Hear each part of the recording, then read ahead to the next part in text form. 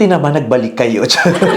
Nakakatuwa syempre na ni-reconsider nila na maging endorser ulit ako ng Fantastic Tocino. Kasi isa yun sa mga ilang pinakauna kong endorsements dati. At sobrang proud ako doon. Isa sa mga magagandang TVCs na nagawa ko rin yun. Kaya memorable sa akin yung Fantastic Tocino TVC ko. Kaya nung sinabihan ako na gagawa ulit ako ng campaign for the same brand, sabi ko, ay, nakakatuwa, ni-reconsider nila ako. Masarap sa pakiramdam na napahalagahan ka ng mga dati mo nakatrabaho.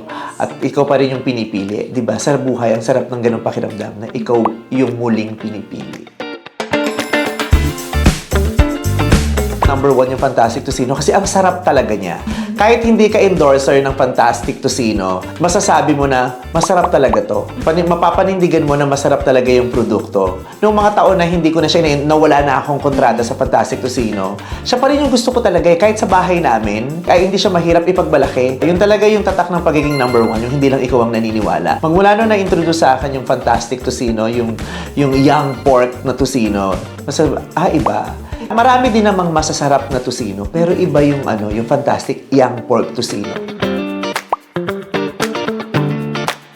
Sa mga tocino lovers dyan, na katulad ko, sa Pilipinas kasi talaga, di ba, isa sa mga comfort foods natin talaga ang tocino. Sa panahon na ito na kailangan merong ang mga ina-avail natin na talagang may value for our money dahil hindi naman ganun kadali ang buhay sa Pilipinas. Di ba? Mahalaga sa atin yung mga trabaho natin, yung pinaghihirapan natin at yung kinikita natin. Kaya itong Fantastic Tocino talaga magbibigay ng value for our money. Yun ang naranasan ko nung natikman ko yung Fantastic Tocino. Kaya magmula noon hanggang ngayon, di na ako bumitaw sa kanya.